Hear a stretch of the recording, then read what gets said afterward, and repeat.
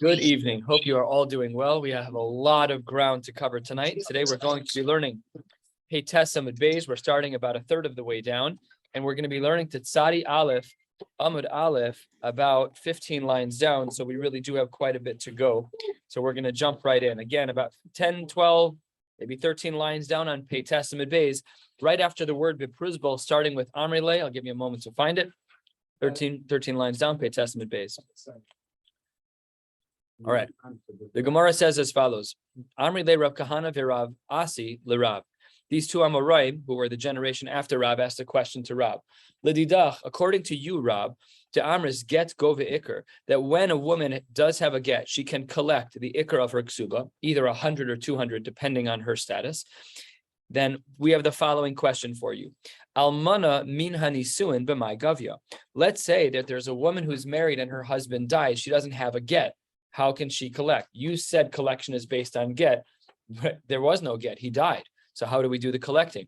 So says the Gemara, maybe it's be'edei misa. There are witnesses that the husband died. He didn't disappear into thin air. Somebody must have seen the guy die in some way, shape, or form. Yesterday, I was at a baseball game. One of my friends told me he was on the roof checking out someone's roof, and he found a dead body on top of the roof. That happens every once in a while, apparently. It's just south side of Chicago. Yeah, typical Monday. I'll tell the rest of the story later. And that's, anyways, usually when people die, there are witnesses, which is the point of the Gemara. So therefore, Almana mina nisu, and she was married, but instead of divorce, the husband died. Well, I don't even have time. I shouldn't have even started. I don't have time. So I gotta start the video over. Did I start? Oh, I just started. Anyway, let's go. Okay. Of your real estate. Okay, we gotta go. So the Gemara says, maybe we should be concerned in a case like this where she's collecting her ksuba dollars, but she doesn't have a paper get because somebody died. Maybe we should be concerned, Dilma Girsho Mifka Lagita. Maybe really right before she died, she got a get. And she collected her money, Mifka Lagita, Bagavya Bay. Now she's going to actually collect again. She's going to double collect because maybe there was the get and the Eidei Misa, and she's collecting 200 times 2, and she's milking the Yorshim for more than they're worth. Says the Gemara, no, that's not correct. Biyosheves Tachas Baila, very good marriage. They were living in the same house. No one was sleeping in the apartment. Everyone, a good marriage, and it was just a clear case. We assume there was no get. Vidilma, says the Gemara, it's still at least theoretically possible that Samach Lemisa Girsha could have been. They decided that day, forget it, I've had enough of you, and they go to the Bezdin and they get on the spot, and then she'll double collect. That's possible. Says the Gemara, Ihuhu de afsida nafshe. In a case like that, that's his problem. And there's nothing you can do about that. It's just the way the dominoes fell. You're right. There's no way to tell in a case like that, the day that she gets her get that nobody knew about because their marriage was otherwise great, there was infidelity and instant divorce. And then what happens? He dies.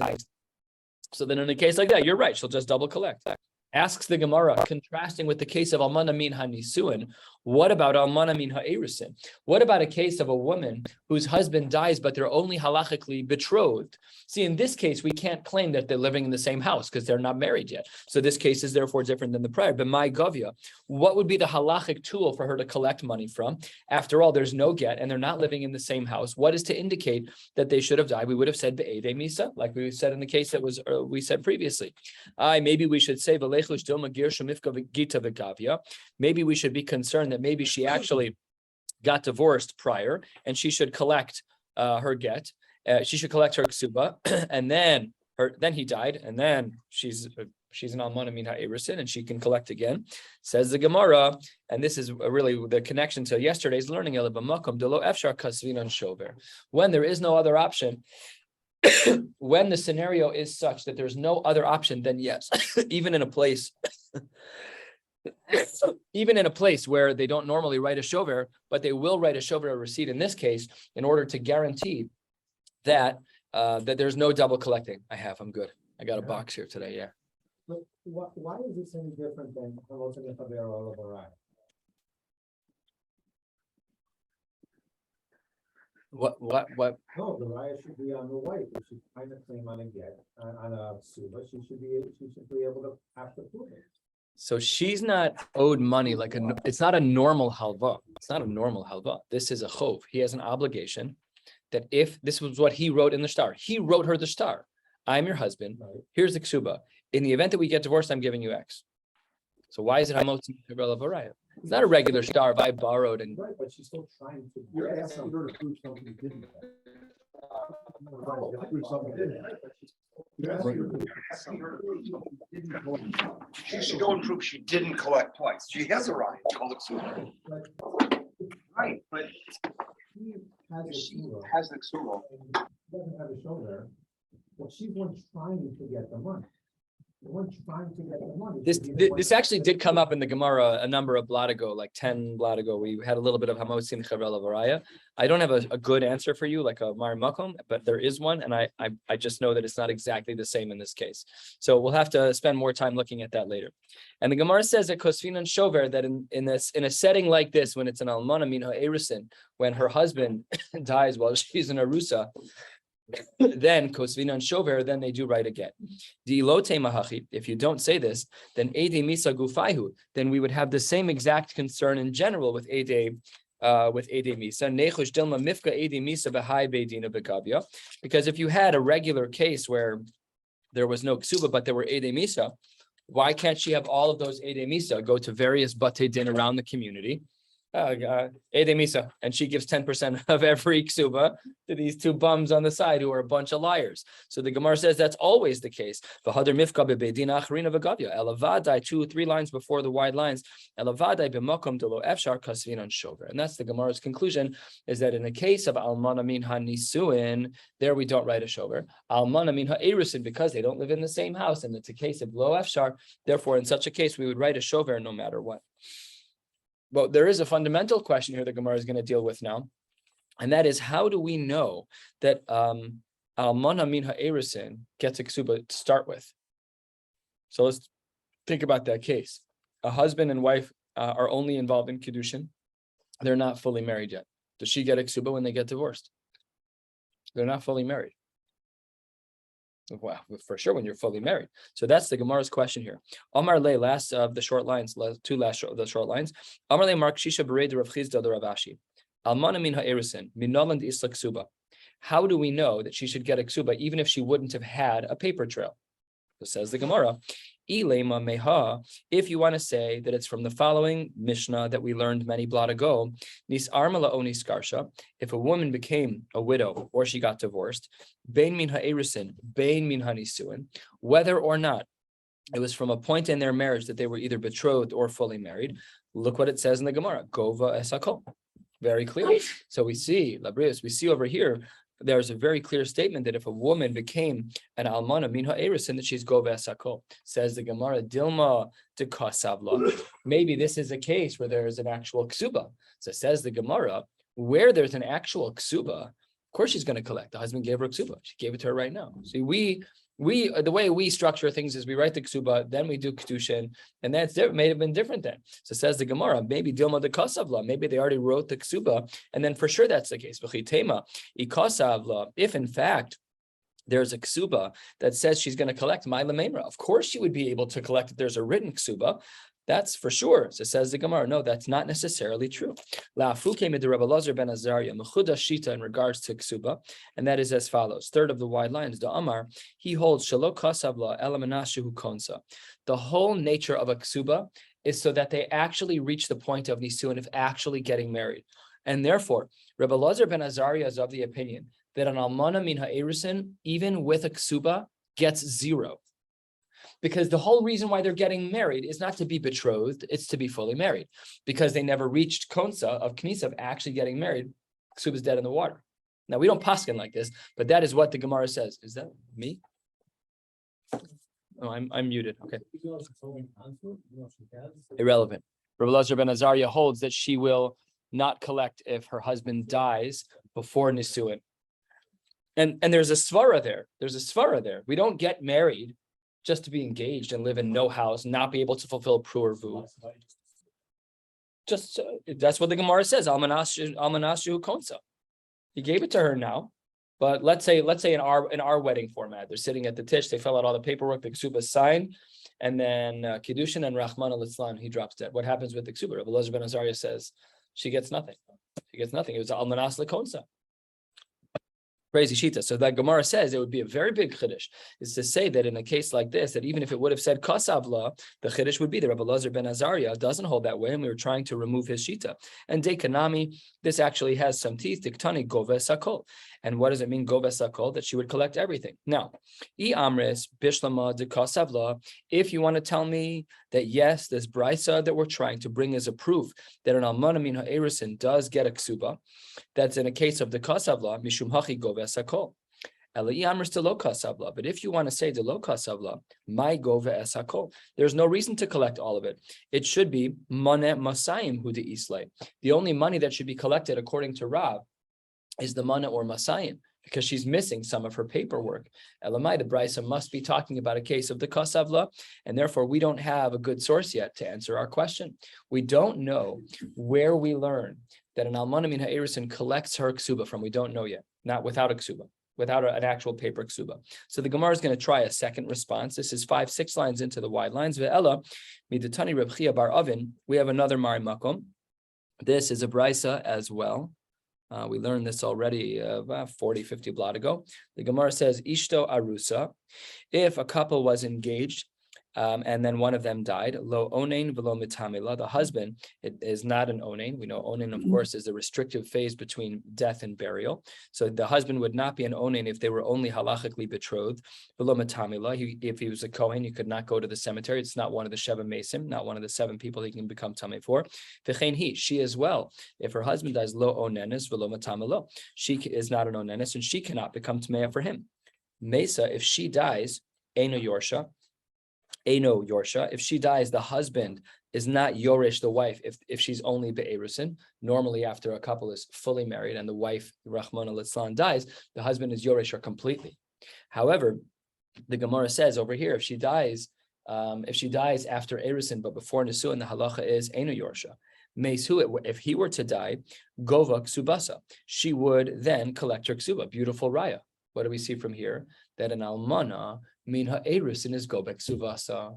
So beautiful raya. Says the Gemara, Dilma de Kasabla. Maybe here too, this brisa isn't talking about our question. Our question was, how do we know that an almana min ha'erusin can collect her ksuba even without a paper ksuba? How do we know that? So we brought one brisa rejected. We're bringing a second one now. Maybe the second one also is talking about the kasavla.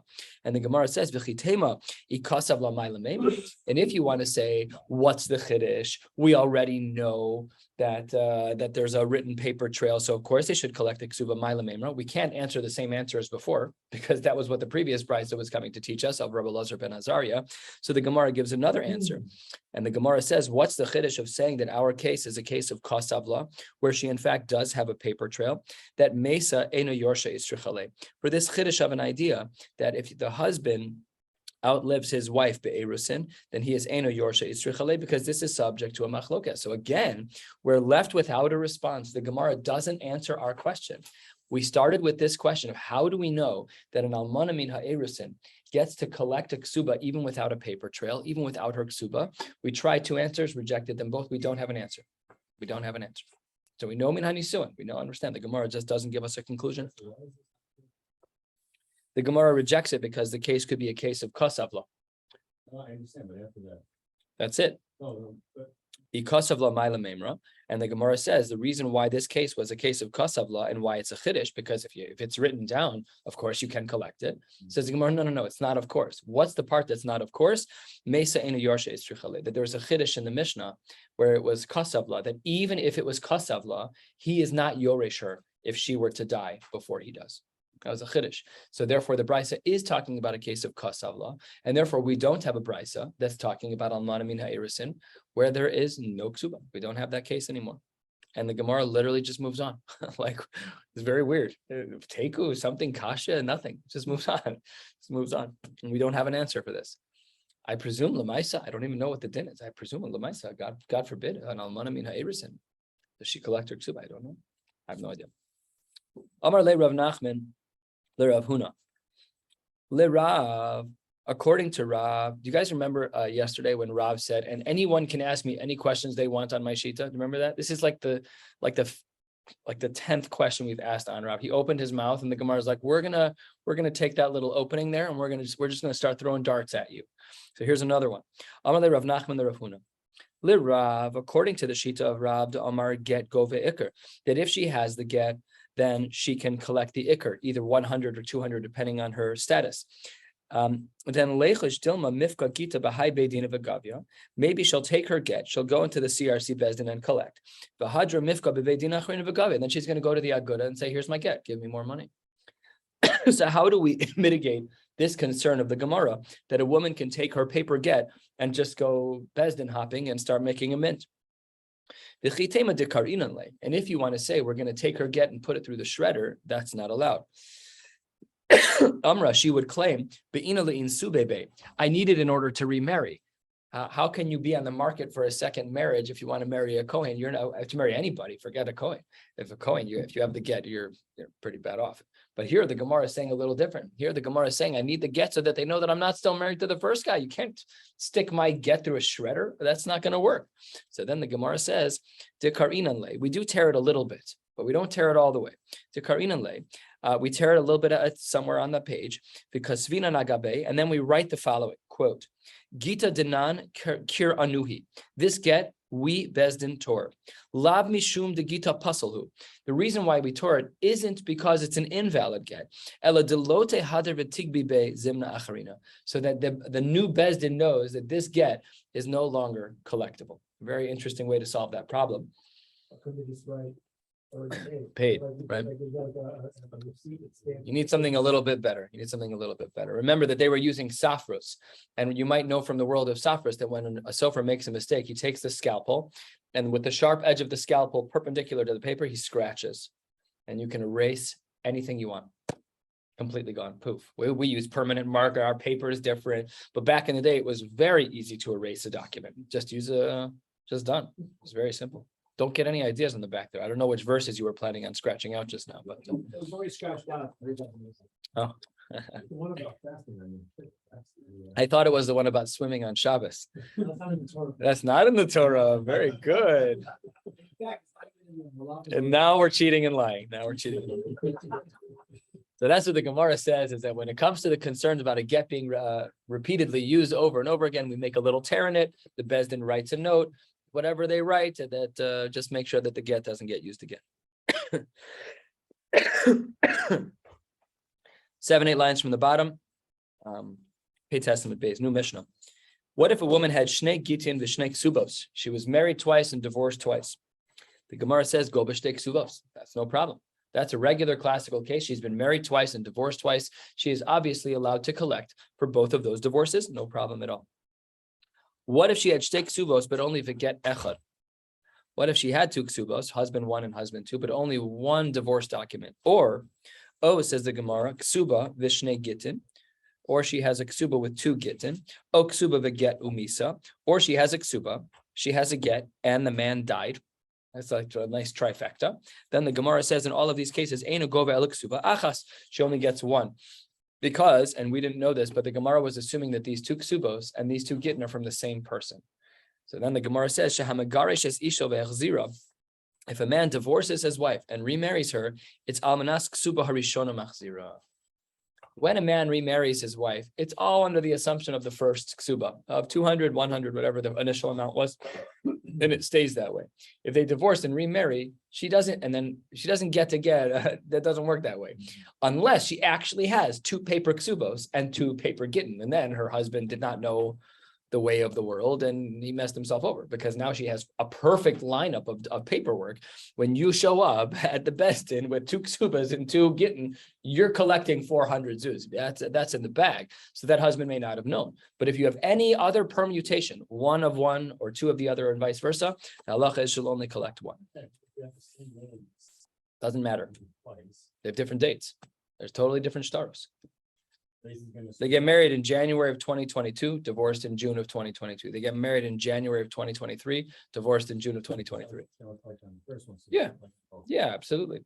I mean, I don't know if there's a statutes of limitations, but seemingly you can walk right into Bezdin and collect. He just didn't know. Had he learned this Mishnah, he would never have done that. He would have said, you're not getting a new ksuba, I kept the old one. Yeah, let's give you the first one back. She will have two gittin though. But that doesn't matter, because the Gemara said, the Mishnah says, if she has one ksuba and two get, it doesn't matter. She only collects one. the first time she got divorced, and the second time she got divorced, she get paid again. No, Why not? one ksuba. If she The- got the ca- divorced once, First of all, the case is not like you just presented. The case was she walks into Besdin with one ksuba and two gittin. I was saying, in my Yeah, case. yeah. The first time she gets divorced, she's getting 202. But there's only one ksuba to go around. I understand, the first time. Second time they get married though. No, Why is she not entitled to the second, why is she not entitled to the 200? She got work the second time. Well, she don't do that's a good question. it. No. What about the whole Tanai ksuba? What was the answer? 200, 100, she gets paid once. But it's still, but she should get paid twice, no? But that's not what the Mishnah is. So you're asking a case that's deviant from our Mishnah, but it's a spot on question. And she would, let's say she would then get 300 total in theory. Because now her ksuba has to be, how does that work? Even in the case of, okay, fine. Yeah, it's a good question. I think you're right. I think that would be different. The Gemara here at the open, 4 lines from the bottom, is bothered by the non-perfect case. The perfect case is 2 ksubas and 2 gittin, and all the other cases of 1 get, 2 ksubas, and 2 ksubas and 1 get. All of those, the Gemara says, iboya behai gavya, iboya behai gavya. In those cases where she has 2 ksubas and 1 get, she can collect from either document, but not both.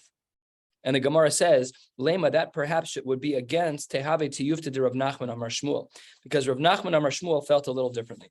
Damar Rav Nachman Amar Shmuel, Shnei Shtaros Hayotzim Bezeh Achar Zeh. If we were to have 2 documents that were produced one after the other, Bitel Sheni Es Harishon. He was of the opinion that when you have two sequential documents, that the second document trumps and overrides and dissolves the first document. Now that seemingly is All cases or just in this case? all cases, it seems. That's what it seems to be. Why- general rule. Why would that be the general rule? Same exact Baalei Din. It's Kevin Spiegel and Phil Karesh every single time. And it's talking about the same exact transaction, $1,000, whatever it is. So unless there was something because it's about the same thing. You're coming in about the same person. Remember our case here, it's the same couple.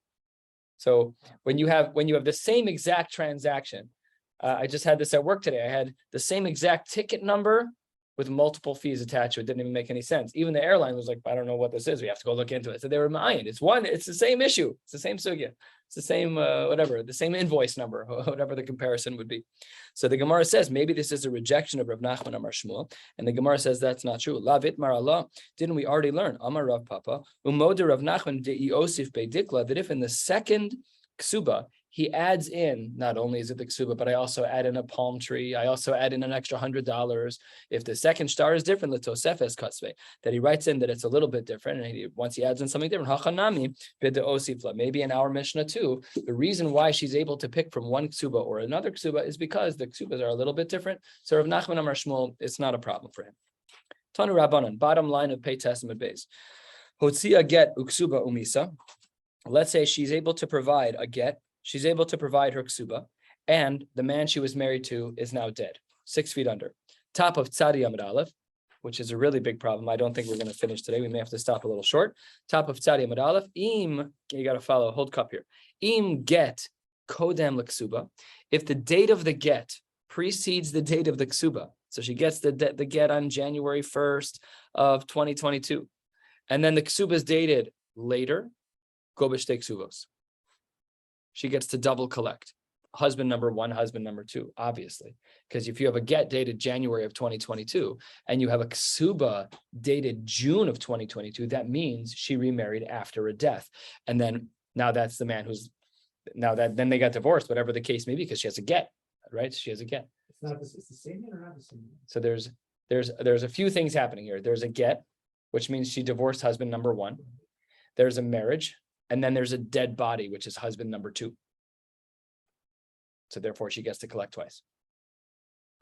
That's what the Gemara says, go b'shtei ksubos. However, I'm sure it's about different. Yeah, but well, you sure it's about different husband? I don't know. It's just the same guy. she could have remarried the same husband again. She could have remarried the same husband again, too. That's more, this is more of a chiddush, right? From the same guy. Right. Same husband, then she collects twice. right? I mean, it's for sure true with different husbands. Yeah, that's for sure true. Correct. And then, he's dead too. right. So who she gets, she goes, gotta go after, yeah. So then the next case is what happens if ksuba is kodemis laget?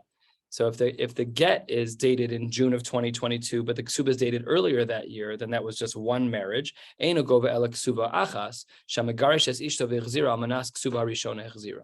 No reason to assume that there should be a second ksuba in that case. Next Mishnah, this little chunk is easier. The Gemara says katan sheisio aviv, which really isn't a thing. We don't katan sheisio aviv is a very uncommon thing to see. That's really not such a normal thing. But let's say that a father married off his son at a very, very young age, and there was a ksuba that was written, and then he became a gadol, and they did not rewrite the ksuba. Ksubasa kayemes. The ksuba counts, even though it was written well before he was a gadol. Shal menas kain kaima. The whole reason for the ksuba was fulfilled. They're fully halachically married now. He's a gadol, she's a gadola. All is well and good. The ksuba counts. Ger shenisgaira ishto imo. Let's say that you had two non-Jews. They're Bible-thumping Jews, and they love the Torah, and they say, we know that these Jews have a document called a ksuba. They Google it, and they write one for themselves. And they get it signed by kosher edim. They get a couple of rabbis to sign it. And then they convert, and now they're both fully Jewish. Ksubasa kayemes. That's crazy. Ksuba was written when they were both going. So, like, what do you write? Like Christy, Ben, John, or John Paul? But it doesn't matter because to get halachically married, but the ksuba is valid. That's what the Gemara says. The Gemara says the ksuba sakayem shal menas kain kaima. The whole point of it, they wrote it for the right reasons. They wrote it halachically properly. It's a unique case, and the Gemara says it works. Amar Rav Huna lo shanu ela monim asayim. The only monies that actually will ever be collected with these ksubas of a katan or of the Gershon Iskaira is only the base prices of Mana Masayim, of whether or not she is a Besula or a Beula. Aval Tosefes Einla. However, when it comes to the extra portions that are found in a ksuba beyond the base payments, then the Tanakama, it's not the Tanakama, it's Rav Huna, it's not a Brisa, it's Amoraim. Then Rav Huna says that they don't collect the Tosefes. Rabbi Yehuda Amar Afilu Tosefes Yeshla. That's not true. They're even allowed to collect the Tosefes. We're about to blow Rabbi Yehuda out of the water. Meisvei, we have a Brisa. Chidshu, if they made a chiddush in their ksuba, they added something. Then notelas mashechichu, then they can add in the extra. That sounds like tosefes. Chichu in, lo chichu lo. It sounds like that you only get the tosefes if there's a chiddush. But if there's no chiddush, then you don't get the tosefes. But Rabbi Yehuda just said you get the tosefes. So he says, well, maybe af mashechichu, even it's the base price plus, and you get everything. You get the tosefes. Also, maybe ema af mashechichu, says the Gemara. That's not what it says. V'halo tanahachi. What does it say? Chichu no telas mashechichu lo chichu besula gova masayim v'almanamona tiyuf to the Rabbi Yehuda. And the Gemara seems to be very clear that our brisa that we just quoted in our Gemara says chidshu, and only when there's a chiddush can you take the tosefes, and this is a rejection of the sheet of Rabbi Yehuda. And Rabbi Yehuda, the Gemara says, masnisan at ise, he made an error in our Mishnah. Who savar that in our Mishnah, when it says the words, quote, ksubasa kayemes, that it was akula milsakai, that when in our Mishnah it says they were collecting a whole ksuba, he thought it meant ksuba plus tosefes, which was an error. Velohi, ikr ksuba kai. That Mishnah was only speaking about the ikr, about the 100 and the 200. Baruch Hashem, hadron alachakosev liishto. We finished yet another parak in Maseches Kesubos, heading toward the end. Yiratzon, we should come back to this daf in 7.5 years. Halfway down, starting a new parak. This parak is called Mishahaya Nasui. Let's jump right in. Mishahaya Nasui shtei nashim umes. A man was married to two women and he died. Harishona kodemes l'shniya. The first wife gets the first dollars available. The Yorshe Harishona Kodmin, the Yorshe Shnia. Once both of them die, the Yorshim of the first wife is able to collect from the husband's estate before the Yorshim of the second wife. This case is complex. Nasa, this is like a Yavamos case. Nasa es Harishona Umesa. Ruvain marries Rachel and Rachel dies. Nasa Shnia Umes Hu. And then he marries Leah and then he dies. Now the only person left is Leah. So the din is Shnia, Leah, v'yorsheha kodmen le'yorsheha rishon. So then Leah is able to collect from the family before the yorshim of the first wife of Rachel.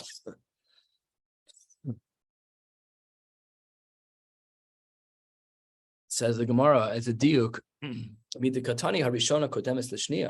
by virtue of the fact that in the first case of our Mishnah, where a man is married to Rachel and to Leah, and then he dies, that the first wife gets to take first.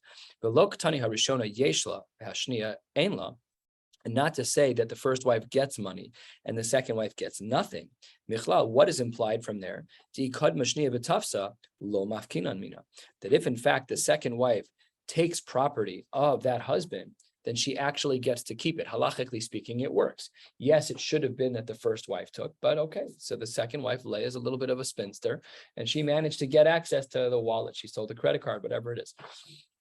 So it's implied from the language of our Mishnah that it says Rishona Kodemes and not Rishona Yeshla Beshnia Ina, that if the second woman chapterain, that the halacha should be that lo mafkinan mina shma mina.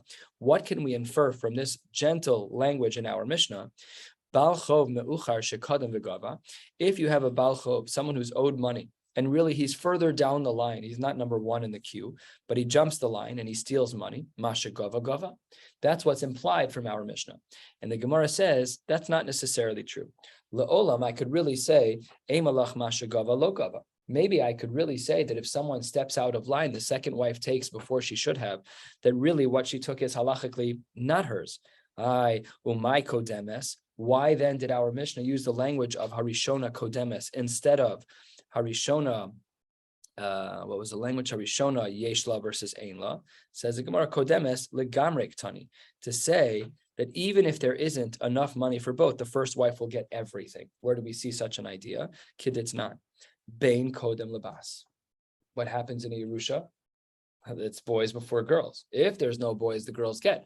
But if there's only boys, then only the boys get. Now the boys have to feed the girls. That's fine. But the baseline system of Yerusha is that it goes to the boys. So the Gemara says that kodemes, the language of kodemes in our Mishnah was not meant to leave room to infer that if the second wife chapped money before the first, she gets to keep it. That's not correct. Kodemes was to teach us that if there's only enough money to feed, to give a ksuba for the first wife, 200 zuz, and that's it, then the second wife gets nothing.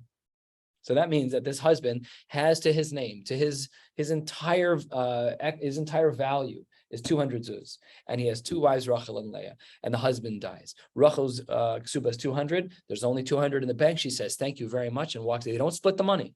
Nothing. They don't split the money. She's the first wife. She gets first takes, and she gets to take everything home. And that's why the language of kodemes in our Mishnah is as it is. However, the Gemara says Ika de Amre and flips the whole thing on its head, as Ika de Amre are known to do.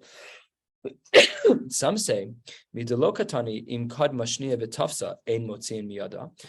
our Mishnah doesn't explicitly say that if the second one grabbed money when she shouldn't have, that we don't take it from her. Michlal, that implies that if in fact the second wife takes money when she shouldn't, then mafkinan mina, then we in fact do take money away from her. Shma mina, what does that teach us about a Baal Chov who's taking money out of turn? Shma mina, says the Gemara, that a Baal Chov me'uchar, a Baal Chov who's second in line and not first, he's later in the line. Shekadam v'gava mashagava lo gava. Now we have the opposite implications in our Mishnah, because our Mishnah doesn't specifically deal with the case of kad mashniya v'tafsa. It therefore implies that mashagava lo gava, that if he takes money out of turn, then he has no kinyan whatsoever. Says the Gemara, La'olam emalach masha gava gava. Really, I could come up with an argument that what he took is actually going to be acceptable. And why is it that the language in our Mishnah doesn't speak about tafsa? Because I did the tanashniya v'yorsheha kodmen v'yorsheha rishona. Because in the Resha it says the language of Kodman, and we turn to the top of Tzadi Amud Beis, Tananami Harishona Kodemes Lishniya. So the language it's for poetry, as I often say when it comes to Mishnayos. We like things to be poetic. We like there to be symmetry in the Mishnayos, and therefore the language was as it was, but nothing to learn from there. So unclear from the Gemara which version is correct as to whether or not a Baal Chov who collects something out of order, if their grasping of properties out of order, has halachic teeth to it. Okay, now for the hard part. Says the Gemara, Nasa as Harishona. We had said the case that if he marries Rachel and then Rachel dies, and then he marries Leah and he dies. So we had said that the second wife gets first. Shma mina tlas. The Gemara says we learn three things from here. Shma mina, number one, achas bechaya ve'achas b'moso, if one of them died while he was alive and one of them died while he after he died, yesh lahen ksubas benin dichrin velo chashinon leinsuye. Then there will be what's called a benin dichrin, and we're not concerned about any fighting between the two families. If you recall from many blot ago, benin dichrin was something that Chazal put into place for the following reasons. The father of the bride, it was common for them to give a significant dowry to a family. But some of the fathers were hesitant to give a significant dowry, because if the daughter would die, then the dowry would be a full Yerusha to the husband, which means that he may want to give over something like a family heirloom. But if he gives over the leichter from his grandmother who went through the war and gave it to his daughter, and the daughter died, the Yerusha is no longer part of their family because the husband is a Yorish of the wife. So the Ksubas benin dichrin was a condition that if the father gave a dowry of something that he wanted to keep in the family, and if his daughter were to have died, the properties still stay in the family line of the girl's side of the family. That was what the benin dichrin is. And the Gemara says over here that it's implied from our Gemara that yesh lahen ksubas benin dichrin below chashinon leinsuye, that we can infer that if in fact there were to be something of that belonged in the woman's side of the family, it would stay that way with no fighting. Mimai, where do we see this from in our Mishnah? Says the Gemara 5 lines down on Sadi Amud Beis, midekatani shnia v'yorsheha kodmen liyorshe harishona, because it says that the yorshin of Leah, of the remaining wife, that she, after she dies, of course, that her Yorshim have first rights, and that they have first rights before Rachel. Mikdam hu dekadme ha'ika shakle. She gets first, but if there's enough money left over, then she can take everything. Yes, she gets first. Ha'ika shakle, then everyone can have whatever they deserve, which means that everyone gets back whatever's their own. And that's how the Gemara inferred the first Shema Mina, which is not so simple and not so clear, but the Gemara seems to say that there's an implication in our Mishnah that the halachos of ksubas benin dichrin would be in place, and that any ksuba, any money that was given over as a dowry to the girl's side of the family would stay in the family. Here's the second thing that's learned from there, 7-8 lines down. Ushma mina ksuba naases mosar lechaverta. That when we are giving out money as a ksuba, we need to have a little bit of extra money when it comes to ksubas benin dichrin. This is a din that we learned a while ago, and that is that when we are giving out the monies for ksubas benin dichrin, we can only give it out if there will be a surplus of money afterwards, a couple of extra pennies. So the Gemara says that a ksuba, regular ksuba dollars that are in the husband's estate to pay his wife, is considered the mosar lechaverta in regards to the extra monies to be able to pay out the benin dichrin. Mimai, where do we see this from? Says the Gemara, midelokatani im yesh sham mosar dinar, because it doesn't say like it normally does by benin dichrin that there needs to be an extra dinar. So because it doesn't say that there is an extra dinar, but we just saw in the first Shema Mina that she can still collect the ksubas benin dichrin, the haraya, that shows us that the extra dinar that's normally there isn't there. So how can we collect the benin dichrin? It must therefore be, says the Gemara, that the cash that the husband has on hand to pay the ksubas counts as the mosar. And the third Shema Mina, ushma mina ksubas benin dichrin lo tarfa mimishabde, that when it comes to ksubas benin dichrin, the father gave in $1,000 leichter into the family, and now she wants to get her money back. Lo tarfa mimishabde, we cannot take it from properties that have already been sold to others. She can't go to the lekuchos and say, I know that my husband sold it. Well, she died, but her father can't go to the husband's buyers and say, you owe me $1,000 because he used to be married to my daughter. Can't do that. How do we know this? If one was allowed to collect, ksubas benin dichrin from mishabde, leisu b'nei rishona v'letrafin hu livnei shnia, because then we would have a scenario where the two wives would be able to claim from one another, because then you can just keep on going back from one liened property to another, and that's definitely not the case. So these are the 3 Shema Minas that the Gemara infers having to do with benin dichrin from our Mishnah. Has to be all the It's right. The ksubas benin dichrin is kind of like an addendum to a ksuba. It's not, but it's conceptually like an addendum to the ksuba, where the ksuba has these fundamental rules, like you were just describing, that they can be pulled from the kuchos. But the ksubas benin dichrin was a way to protect heirlooms in the wife's side of the family, the dowry, but it doesn't have the same sophistication in the same chashivus, whatever the word is, as a regular ksuba. So here the Gemara is highlighting that by saying that they're not allowed to collect from properties that have been sold already. That's correct. Maskif lo Ravashi. Ravashi is bothered by a couple of the things that we've learned of these Shema Minaz, or of the three that we learned at the top of the page. Mimai, this is asking on the first one. Dilma, perhaps la'olam emalach achas b'chaya v'achas b'moso ein lahem ksubas b'nen dichrin. Maybe the first Shema Minah is actually wrong, and my codeman, you would try to prove that there's ksubas b'nen dichrin because of the fact that it said that the language of codeman, but maybe codeman has another intention. Maybe it's just the nachlak tani.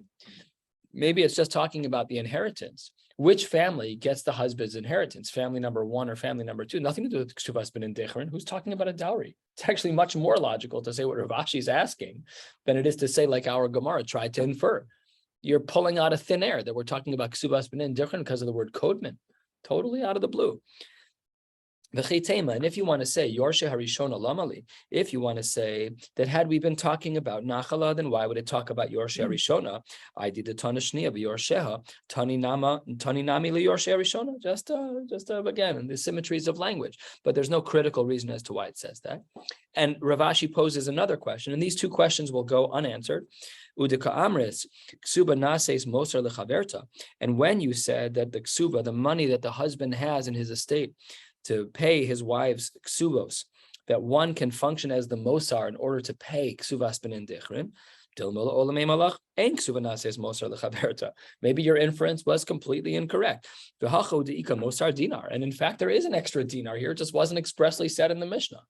So how did you know? And then even like as we were listening to the three Shema Minaz, as we were learning them, like, it sounded a little bit like you're grasping at straws. You're talking about Kesubos b'nen dichrin with no mention at all in the Brisa. Nothing in the Mishnah at all. We had full express conversations about them 20 blot ago. Why aren't we talking about it regularly? So Ravashi is asking two very strong questions. The Gemara leaves these questions at face value, just leaves them as they are and moves on. And we're a third of the way down. I don't know if we'll get to the end, but we'll get pretty close. I'm going to start to pick up the pace here a little bit. And the Gemara says that the first Shema Minah, ve'achas b'chaya ve'achas b'moso tanoihi. Really, the first Shema Minah is a machlokas in the Tanoim. The Tanya, the Brisa writes, Mesu achas b'chayev ve'achas b'moso. One died while he was alive, that's Rachel, and then he died, and then left over one wife. So that's a machlokas Tanoim. Ben Nanas Omer Yecholin b'nei Rishon Lomar leb'nei Hashniya. The Ben Nanas was of the opinion that the children of the first wife are able to say to the children of the second wife has kadimus, b'nei bailas chovatem, you guys are able to go collect. Tuluk suvas imachem utzeu, take your 200 dues and get out of here. Rabbi Kiva Omer kvar kafta nachala milifnei b'nei rishona v'nafla lifnei b'nei shniya. It's not just the ksuba; they get the Yerusha also. So it says the Gemara, "My lav b'hakamiflage." Isn't that the same machlokas that we were just discussing? Demar savar achas b'chaya v'achas b'moso yeshlan ksubas b'nen dichrin. That one of them holds that there is ksubas b'nen dichrin, like we saw at the top of the page. Umar savar achas b'chaya v'achas b'moso elam ksubas b'nen dichrin, just like Ravashi questioned. So maybe we can say that our Gemara is really the two sides, as the way it was initially presented versus Ravashi's question, seems to be a machlokas between Rabbi Akiva and the Tanakama and Ben Nanas. Amar Rabba, not true. Ashkachtinu l'Rabbanan debei Rav, the Yasve v'Karme dekula alma. Everyone was saying in the base medrash that no, that's really not a machlokas. Really, achas b'chaya v'achas b'mosa yeshlan b'nen dichrin, yeshlan ksuvas b'nen dichrin. Everyone agrees that in this case of our Mishnah, where he marries Rachel and Rachel dies, he marries Leah, and then he dies, that there are ksuvas b'nen dichrin. V'hacha here, a little bit more than halfway down, 2/3 of the way down. B'ksuva nases moser lechaverta who adin lebalchov kamiflagi. We're talking about a case where a ksuba is considered to be the extra money, and as to whether or not a balchov can collect from the husband's estate as well, not just the wives, but a random third party who's also owed money by the family. What's the machlokas? Mar savar ksuva nases moser lechaverta, that if the ksuva that he has saved aside, he has a line item in his budget that says ksuba, many hundreds of zuz, that not only does that count as mosar for b'nen dichrin, but b'hu adin lebalchov, that even a third party can collect from the husband's estate. Umar savar, no, ein ksuba nases mosar lechaverta b'adin lebalchov, that the extra money that a ksuba leaves over does not allow for the collection of ksubas ben indifferent, or for a third party to collect the money. And I said to them, referring to Rabbah, I said to them, everyone agrees in regards to the Baal Chov that if there's any money left over, that a Baal Chov, a third party, can go collect from the house. The only question that we were talking about wasn't about the Baal Chov. Of course, the Baal Chov can collect. Was what about the ksuba? The Gemara says, if that's true, Maskif Rabbi Yosef Yihachi, then Rabbi Akiva's language was strange. Rabbi Akiva Omer Kvar Kofta Nachala. It shouldn't have said that. It should have said Im Yesh Mosar Dinar Mibaile. It shouldn't have said Kvar Kofta Nachala. It should have been a question of whether or not there was Mosar, whether or not there was actually anything extra. Ella says the Gemara, 8 lines from the bottom, Omer Rabbi Yosef, really Ba'achas B'chai Ba'achas B'moso Kamiflage, back to where we started, that there really is a machlokas. The two versions of our Gemara, the Tanakh, the way the Gemara initially presented at the top of the page in Ravashi, that is the machlokas. V'hani tanoi, these the two shittas in the Tanoim that we have here are kihani tanoi, like the following machlokas in the Tanoim. 7 lines from the bottom, the Tanya. Nasa sarishono mesa, nasa sashnio mes who? Same case as we had before, but this is a brisa, not our Mishnah. Reuven gets married to Rachel and she dies, and then Reuven gets married to Leah and then he dies. Boin baneha shel zu leachar misa v'notlen ksubas iman. Then they go and collect their mother's ksuba. Reb Shimon Omer, im yesh mosar dinar, if there's any extra money left over, elu notlen ksubas iman ve'elu notlen ksubas iman. If there's extra money, great, everyone can collect. Ve'im lav, if not, cholkin b'shaveh. Then they should split everything equally. Doesn't this seem to be the same exact machlokas that we saw earlier today? That according to one shita, that in this case where he marries Rachel and she dies, and then he marries Leah and then he dies, so then there should be ksubas ben indichron. Umar savar no, achas b'chai v'achas b'moso. In our case, and then ksubas ben indichron. So then the Gemara says, lo, that's not true. That's not what this machlokas is. And we are going back again for the third time. Lo, the kule alma achas b'chai v'achas b'moso yesh lam ksubas ben indichron. Everyone agrees that we hold that there's ksubas ben indichron in a case where he marries Rachel and she dies, and then he marries Leah and then he dies. Here, what we're talking about is whether or not this dinar, this extra dinar that we're using to allow for benin dichron to function, can come from karka. Can it come from a property that has a potential lien on it? Marsavar mi karkai in metal lo. One says that yes, the dinar can only be considered a dinar from karka, but not from metaltalin. Umar savar afilu metaltalin. And according to one shita, it can even be from metaltalin, and that extra dinar would then enable them to pay out the ksubas ben indichron. Says the Gemara, that's not even possible. Umi matis amr tachi, tzadi aleph amid aleph, 3 lines down. How can you even say such a thing? V'atnan. Reb Shimon Omer, afilu yesham nechasin she'elam achrayis einon klum. If it's metaltalin, if it's something that has no achrayis, if it's not land but it's metaltalin, that's a 0. So how can anyone ever say that there's a shita that metaltalin can function as a dinar, as that extra money that enables the giving of ksubas ben indichron? Ad sheyesham nechasim she'esham achrayis yesral beis ksubos dinar. You need to have the 2 ksubos plus a dinar, and that has to be from something that has achrayis, something that can potentially have a lien on it. Metaltalin cannot have a lien on it, not a stender, not a cell phone, nothing. Only karka, only things that really can have a lien on them. Ella says the Gemara, let's try yet again. Hacha b'dinar mishabde kamiflage. We're talking about a dinar from properties that have been sold already. Mar savar mibnei chorin in mi mishabde lo. According to one, a dinar can only be from a property that is not yet sold, but if it's already been sold, then that cannot be considered a dinar. Umar savar afilu mi mishabde. And according to some, it could even be that the extra dinar, which would enable the giving of ksubas ben indichron, that extra dinar could even be from properties that are now owned by lekuchos. Says the Gemara, this actually poses an internal contradiction for Reb Shimon. Yachi, Reb Shimon Omer, im yesham mosar dinar. It shouldn't say if there is a dinar. It should be kevan sheyesham mosar dinar miboile. And the Gemara pivots for the 4th time, 5th time. I can't even keep track anymore. Ela bepachos midinar kamiflage. We're talking about.